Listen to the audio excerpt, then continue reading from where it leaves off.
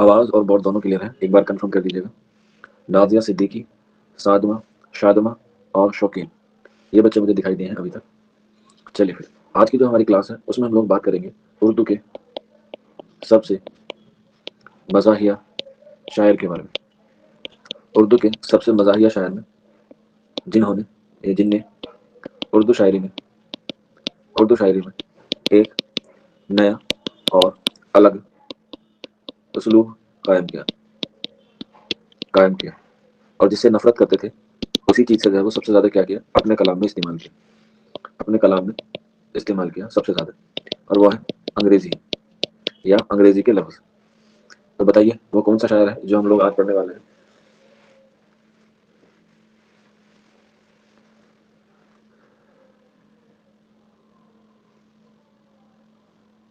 बताइए फिर हम आज किसको पढ़ने वाले हैं?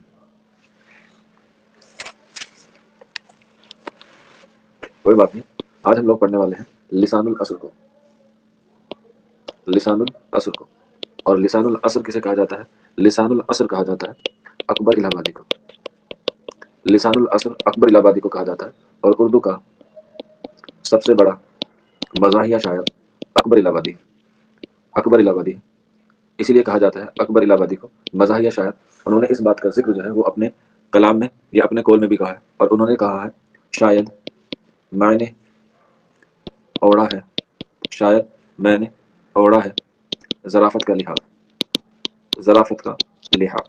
ये इसलिए कहा गया है क्योंकि वो हर वक्त क्या करते थे, मजाक में करते थे, लेकिन मजाक में भी जो है वो बहुत बड़ी बात कहा करते थे।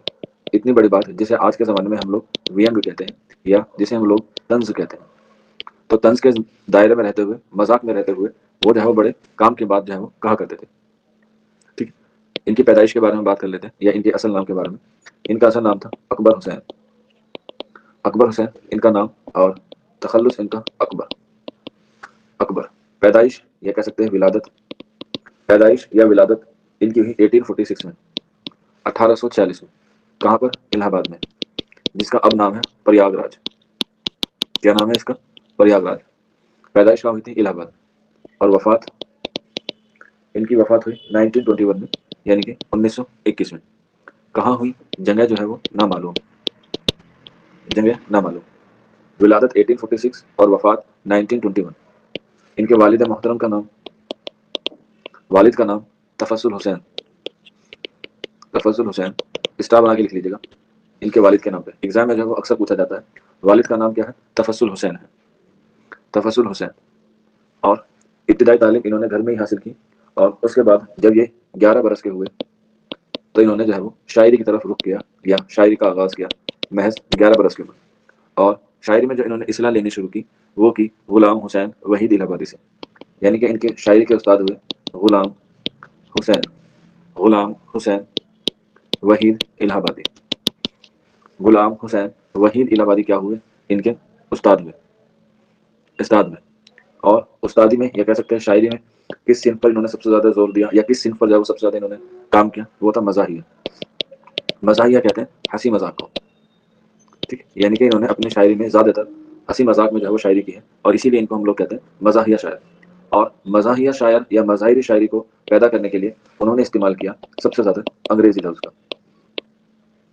लफ्ज का। जैसे मैंने आपको पहले बताया था कि अवामी शायर थे हमारे नज़ीर अकबर आबादी। ठीक है, नज़ीर अकबर आबादी ने हिंदुस्तानी अल्फाज का जो है वो क्या किया? सबसे ज्यादा इस्तेमाल किया। तो ठीक उसी तरह से अकबर इलाहाबादी ने किस जबान का इस्तेमाल किया ज्यादातर? अंग्रेजी में। लेकिन यहाँ पे एक बात और नोट करके लिख लेना कि अगर पूछा जाए सबसे ज्यादा हिंदुस्तानी अल्फाज का इस्तेमाल किसने किया? और ऑप्शन में आपके पास नज़ीर अकबर आबादी नहीं है, तब आंसर क्या होगा? ऑप्शन में नज़ीर अकबर आबादी नहीं है, तब आंसर क्या होगा?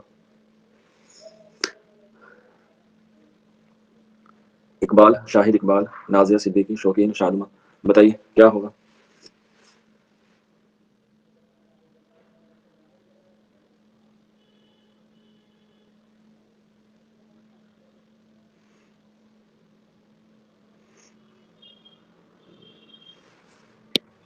अकबर इलाहाबादी नहीं, आंसर हो जाएगा फिराक गोरखपुरी।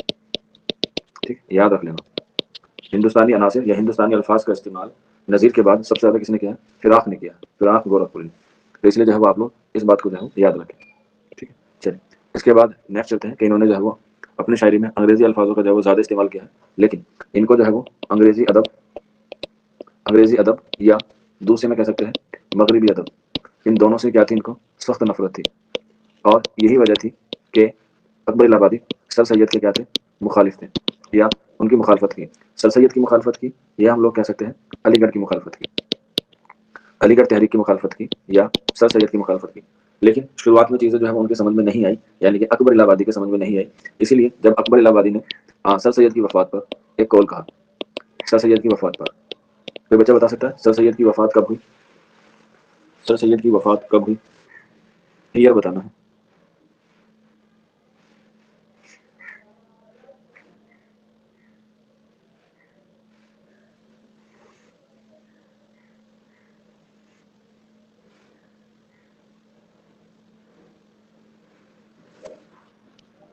ایٹین نائنٹی میں۔ اور پیدائش کب ہوئی ہے؟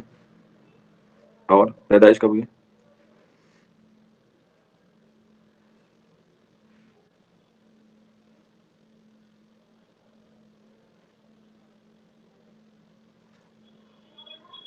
اٹھارہ سو سترہ میں، ٹھیک ہے۔ تو مجھے بتائیے سر سید کی جب وفات ہوئی 1898 میں، اس وقت اکبر الہ آبادی کو کون سا خطاب دیا گیا؟ اکبر الہ آبادی کو کون سا خطاب دیا گیا؟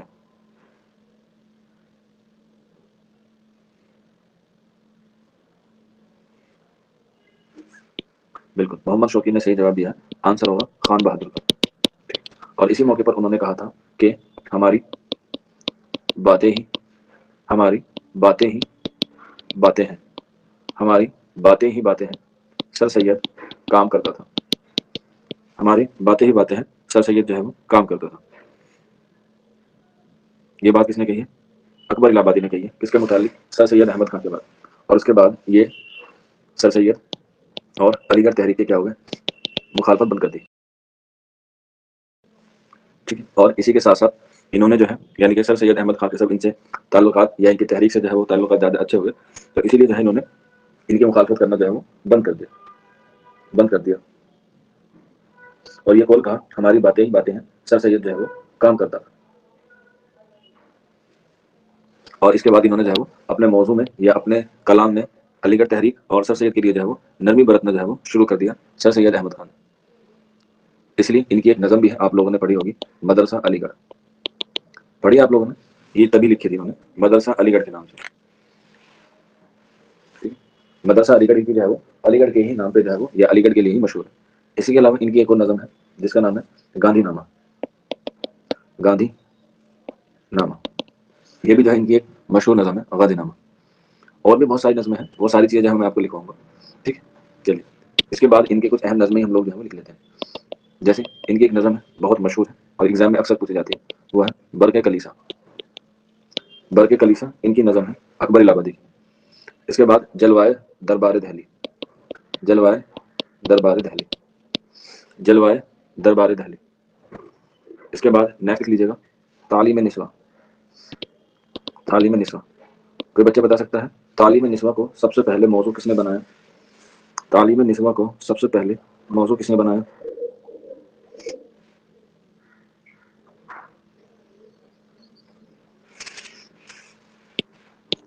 بالکل کس نے بنایا؟ نذیر اکبر آبادی نے، ٹھیک ہے۔ اس کے بعد نیکسٹ لکھ لیجیے گا مستقبل، مستقبل، ایگزام میں پوچھ لیا جاتا ہے کبھی کبھی کہ مستقبل کا موضوع کیا ہے، مستقبل کا موضوع کیا ہے تو لکھ دینا زندگی، مستقبل کا موضوع زندگی ہے۔ اسی طرح سے ایک نظم اور ہے معین احسن جذبی کی، معین احسن جذبی کی، جس کا نام ہے موت۔ دو نظمیں بہت اہم ہیں، موت ہے اور دوسری ہے طوائف۔ تو موت کا جو موضوع ہے وہ بھی کیا ہے؟ زندگی ہے، موت کا وہ بھی کیا ہے؟ زندگی ہے، معین احسن جذبی کی ہے۔ مدرسہ علی گڑھ بیٹا نہیں کی ہے، اکبر الہ آبادی کی ہے۔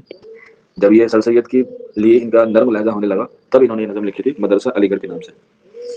اس کے بعد نیکسٹ لیجیے گا فرضی لطیفہ، فرضی لطیفہ بہت اہم اور بہت ہی مشہور تصنیف ہے فرضی لطیفہ۔ اس کے بعد نیکسٹ لیجیے گا فرضی لطیفہ کے بعد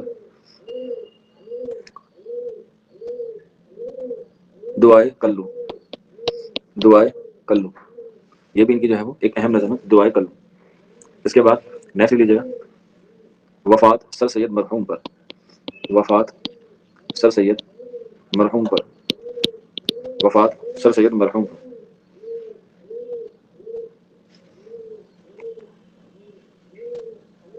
نیکسٹ لکھ لیجیے گا ان کی ایک اور نظم پانی کا بہاؤ، پانی کا بہاؤ، پانی کا بہاؤ۔ اس کے بعد نیکسٹ لکھ لیجیے گا کرزن سبا، کرزن سبا، کرزن سبا۔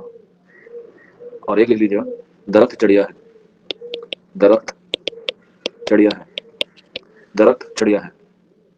اور اس کے بعد نیکسٹ لکھ لیجیے گا نظم قومی، نظم قومی، ٹھیک ہے، یہ ان کی جو ہے وہ نظم ہے اکبر الہ آبادی کی۔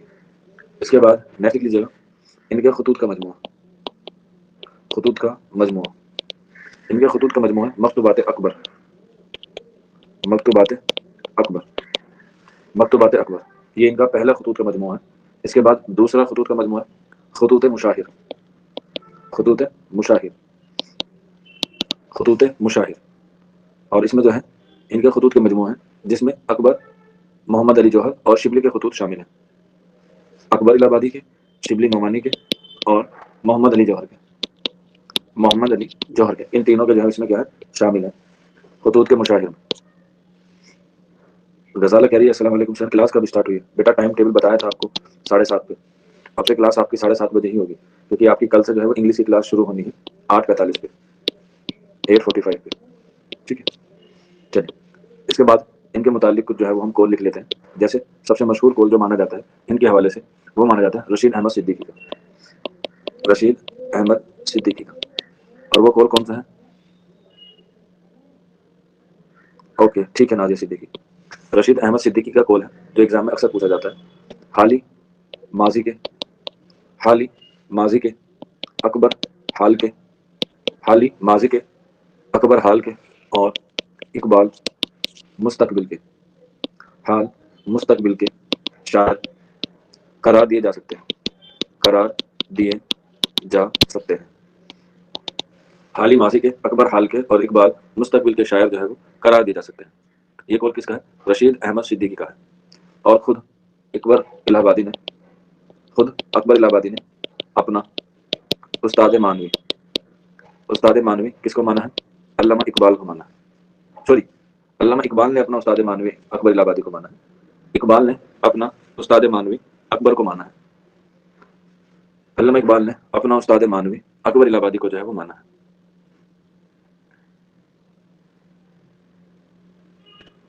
ٹھیک، بس یہی دو جو ہیں ان کے حوالے سے آپ لوگ لکھ لینا، اس سے زیادہ جو ہے وہ ان کے متعلق کچھ اہم نہیں ہے، ٹھیک۔ اس کے بعد نیکسٹ لکھ لیجیے گا، لکھ لیے بیٹا سبھی نے یہ دو باتیں لکھ لی ہوں، تو پھر آگے بڑھتے ہیں اور ہم بات کرتے ہیں اب بچوں کا شاعر، بچوں کا شاعر، جس کے بارے میں میں نے آپ کو کل بھی بتایا تھا کہ جب ہم لوگ کل کی کلاس میں بات کریں گے تو بچوں کے شاعر کے حوالے سے جو ہے وہ بات کریں گے۔ کہا جاتا ہے کہ جدید نظم میں بچوں کا شاعر یا کہہ سکتے ہیں ہم لوگ اسماعیل میرٹھی جو ہے وہ بہت مشہور ہیں اور بہت مقبول بھی ہیں، کیونکہ بچوں کے ساتھ یا بچوں کے لیے جو ہے انہوں نے بہت کام کیا، اور آپ لوگ جانے والے وقت میں جو ہے وہ بچوں کو ہی پڑھائیں گے، تو اس لیے یہ جو ہے بہت اہم ہے ایگزام کے پوائنٹ آف ویو سے۔ ان کی نظمیں اور ان کی جو درسی کتابیں ہیں وہ بہت کیا ہیں بچوں میں مشہور ہیں، ان کو لے کے ایگزام میں ایک تصنیف ہے یا ایک نظم ہے جو ان کے حوالے سے اکثر جو ہے وہ زیادہ پوچھی جاتی ہے۔ کوئی بچہ بتا سکتا ہے اس نظم کا نام جو اکثر ایگزام میں پوچھی جاتی ہے؟ آپ نے پی وائی کیو میں دیکھا ہوگا اکبر الہ آباد وہ اسماعیل میرٹھی کے حوالے سے،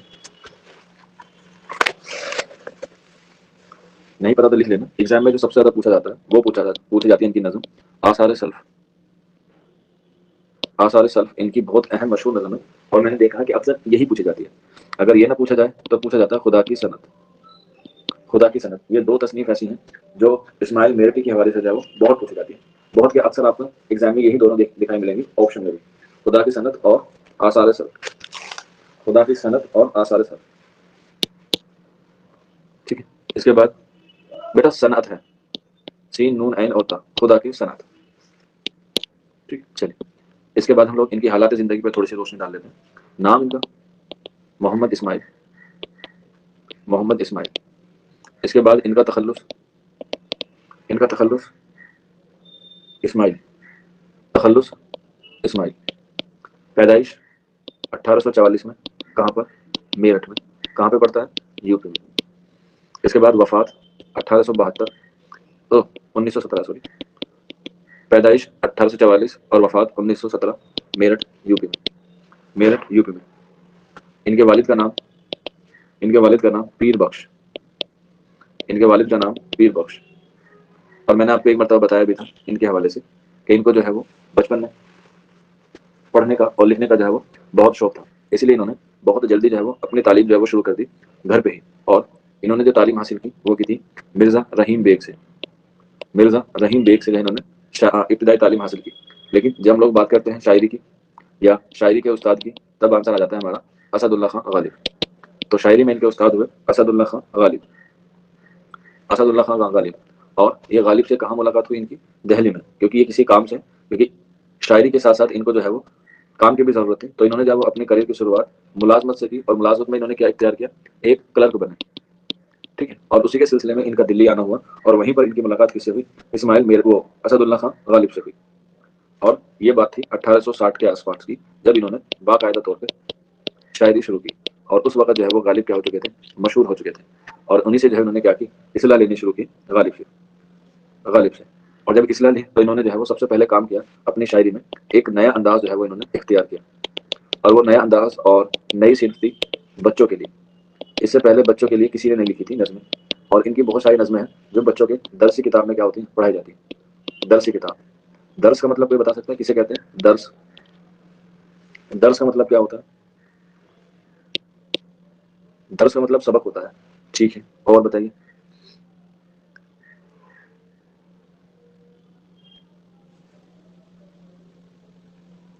और बताइए आप लोग।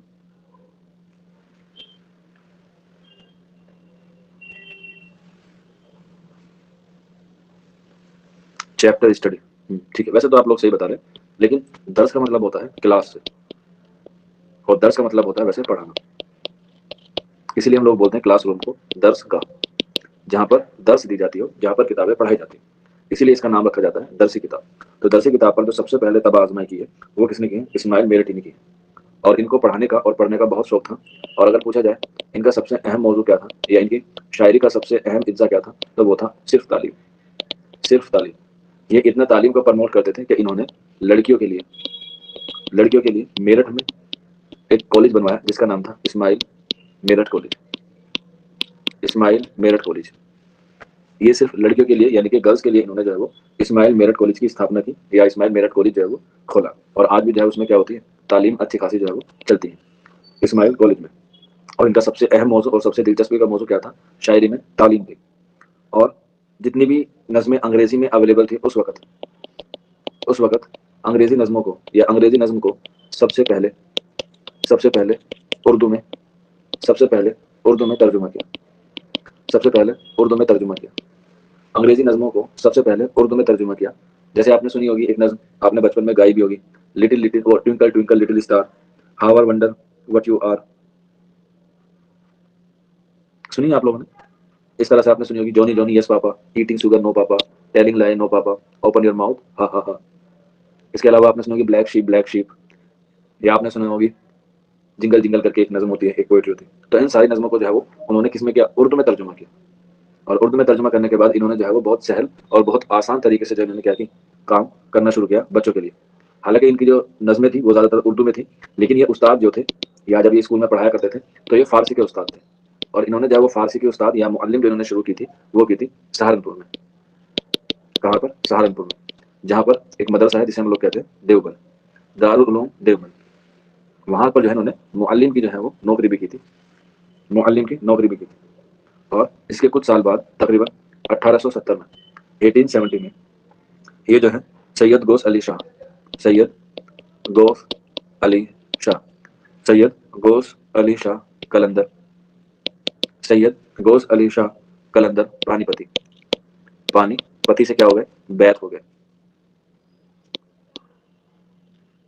क्या हो गए? बैत हो गए। बैत होना एक तरीके से कहलाता है मुरीद होना। ठीक है, मुरीद होना। तो सैयद गौस अली शाह कलंदर पानीपति से 1870 में बैत हो गए। और फिर इन्होंने जो है वो तसव्वुफ के हवाले से भी जो है वो नज़में लिखी। हालांकि ये मशहूर किससे हुए? बच्चों की दरसी किताब से जो है वो मशहूर हुए।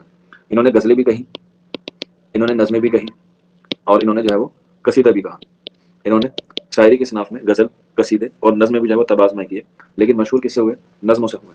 کوئی بچہ بتا سکتا ہے آپ میں سے کہ یہ کلندر جو ہے، کلندر کی اپادھی یا کلندر کا خطاب یا کلندر کا ٹائٹل کس بادشاہ کو ملا تھا؟ کس بادشاہ کو ملا تھا؟ کلندر کی اپادھی یا کلندر کا ٹائٹل کس بادشاہ کو ملا تھا؟ آپشن دوں آپ لوگوں کو؟ آپشن سے بتا سکتے ہیں آپ لوگ؟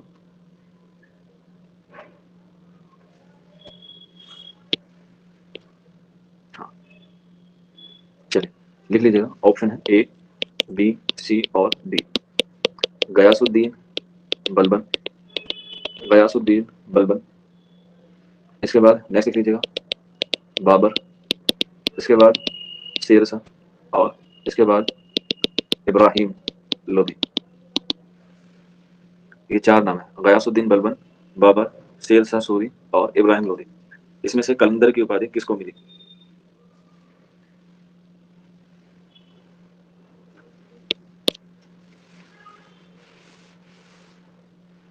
آپشن بتائیے جلدی فٹافٹ۔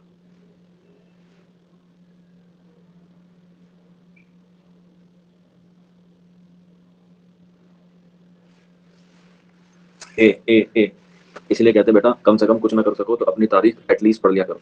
آنسر ہے اس کا بی، بابر کو کلندر کی اپادھی ملی ہے اور یہ انہوں نے جو ہے وہ خود لی ہے، اور یہ کب لی تھی؟ جب اس نے سمرقند کو فتح کیا تھا۔ غیاث الدین بلبن کی نام ہے، اس نے چلائی ہے رخت اور لوہے کی نیتی، رخت اور لوہے کی نیتی۔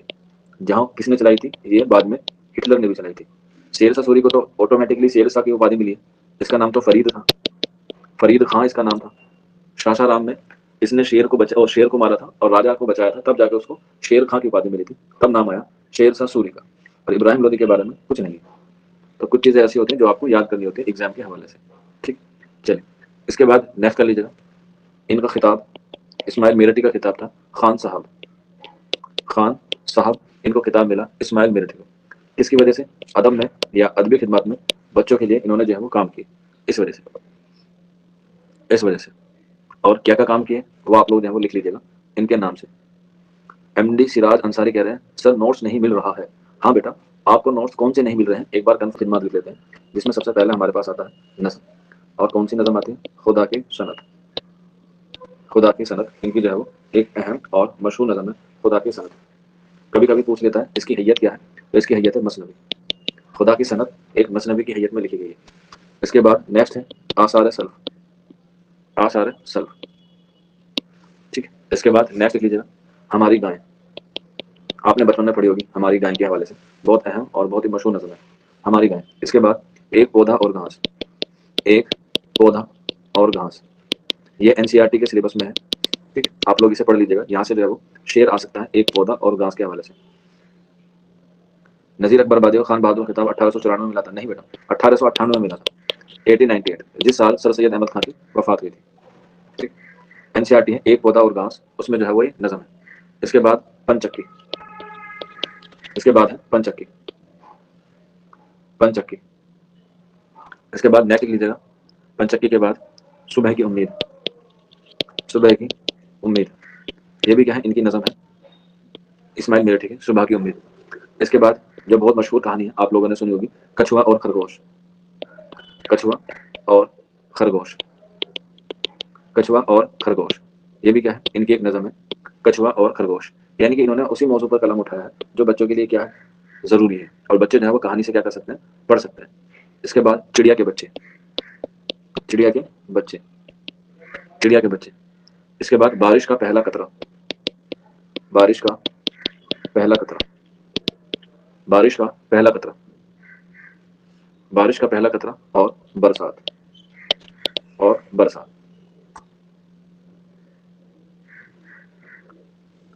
ٹھیک ہے۔ برسات کے بعد ایک اور لکھ لیجیے گا معلم کی انگوٹھی، معلم کی انگوٹھی، معلم کی انگوٹھی، ٹھیک۔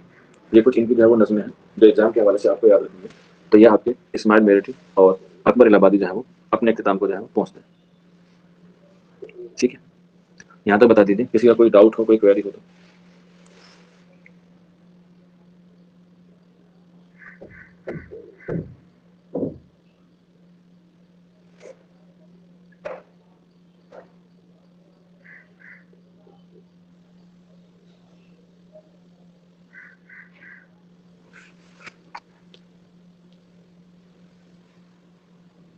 محمد شوقین کہہ رہے ہیں خان بہادر کا خطاب کس کس کو ملا؟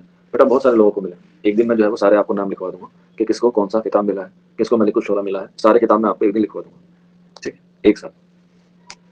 بہت سارے لوگوں کو ملا ہے, ملک الشورا کا بھی خطاب ملا ہے اس طریقے سے, ٹھیک ہے. چلے پھر آج کی کلاس اتنی ہی ہے, کل آپ لوگوں سے ملاقات ہوگی.